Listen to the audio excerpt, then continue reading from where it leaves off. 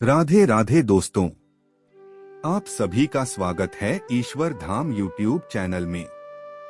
आज हम जानेंगे कब है देवशयनी एकादशी। जाने शुभ मुहूर्त, पूजा विधि और मंत्र। पूरी जानकारी के लिए वीडियो के एंड तक बने रहिए। आषाढ़ मास की शुक्ल पक्ष की एकादशी को देवशयनी एकादशी कहा जाता है। देवशयनी एकादशी के दिन से ही भगवान विष्णु शयन काल में चले जाते हैं, इसलिए इसे देवशयनी एकादशी कहते हैं। देवशयनी एकादशी को पद्मा एकादशी, आषाढ़ी एकादशी और हरिशनी एकादशी के नाम से भी जाना जाता है। माना जाता है इस एकादशी के बाद से 4 महीने के लिए भगवान विष्णु निद्रा में चले जाते हैं।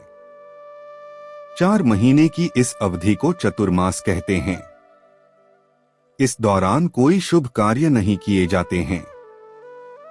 आइए जानते हैं देवशयनी एकादशी की डेट, शुभ मुहूर्त और पूजा विधि।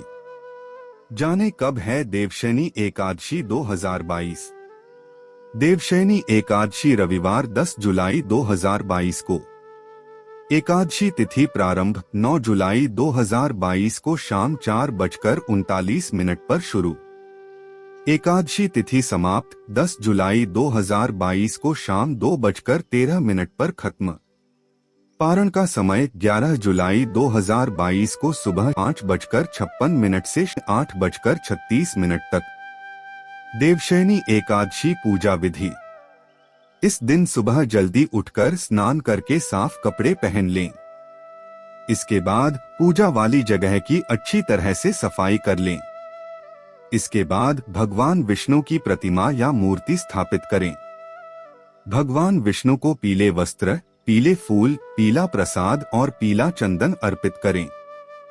इसके बाद भगवान विष्णु को पान सुपारी चढ़ाएं। फिर भगवान विष्णु के आगे दीप जलाएं और पूजा करें। देवशयनी एकादशी के दिन भगवान विष्णु के इस मंत्र सुप्ते त्वयि जगन्नाथ जमत सुप्तं भवेदिदं विबुद्धे त्वयि बुद्धं च जगत सर्व चराचरम का जाप जरूर करें। देवशयनी एकादशी के दिन पहले भगवान विष्णु को शयन कराएं, उसके बाद ही खुद सोएं। देवशयनी एकादशी पौराणिक महत्व। पौराणिक कथा के मुताबिक बहुत समय पहले मांधाता नाम का एक राजा था। राजा काफी अच्छा और नेक दिल था, जिस कारण उसकी प्रजा हमेशा उससे काफी खुश और सुखी रहती थी। एक बार राज्य में 3 साल तक बारिश नहीं पड़ी। इससे राज्य में अकाल की स्थिति उत्पन्न हो गई। जो प्रजा पहले खुश रहा करती थी, वो अब निराश और दुखी रहने लग गई। अपनी प्रजा का ये हाल देखकर राजा ने अपनी प्रजा को इस दुख निकालने का उपाय निकालने के लिए जंगल में जाना उचित समझा। जंगल में जाते जाते राजा अंगिरा ऋषि के आश्रम पहुंच गया। ऋषि ने राजा से उनकी परेशानी की वजह पूछी तो राजा से सारा दुख ऋषि के सामने जाहिर कर दिया। तब ऋषि ने राजा को आषाढ़ी एकादशी का व्रत रखने की सलाह दी। ऋषि की बात मानकर राजा वापस अपने राज्य लौट आया और अपनी प्रजा से इस व्रत को निष्ठापूर्ण करने की सलाह दी। व्रत और पूजा के प्रभाव का असर कुछ ऐसा हुआ कि राज्य में एक बार फिर से वर्षा हुई, जिससे पूरा राज्य एक बार फिर धनधान्य से परिपूर्ण हो गया।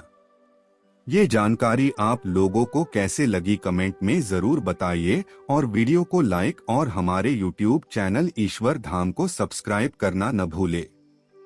धन्यवाद। राधे राधे।